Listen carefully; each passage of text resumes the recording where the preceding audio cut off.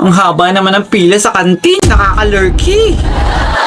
Nakakainis naman ang haba-haba ng pila pero yung pasensya ko hindi. Nakakatakot sa haba ng pila baka hindi pa tayo makabili tapos ng recess. Iyo nakakadiri naman yung nasa unahan natin. Ang asim, mas maasim pa sa atin. Naku, naalala ko na 20 minutes na tayong nakapila pero nasa hulihan pa rin tayo. Ang galing. Nakakaingit naman yung iba, no? Nakabili na, samantalang tayo, eto, naghihintay sa kanya, charot! Nakakalungkot, bukod sa mahaba na nga yung pila, ang bagal-bagal pa. Kaya naman tumutunog na yung digestive system natin sa sobrang hunger. Hindi, hanger. Ano gagawin natin ang haba ng pila kasing haba nating baba? Nakaka-boring naman, sana hindi na tayo pumila. Eh di wala tayong pagkain, nag-iisip ka ba, self? Sorry naman, self. Guys, ang saya naman pumila sa sobrang haba. Kala mo may audition sa bahay ni Kuya.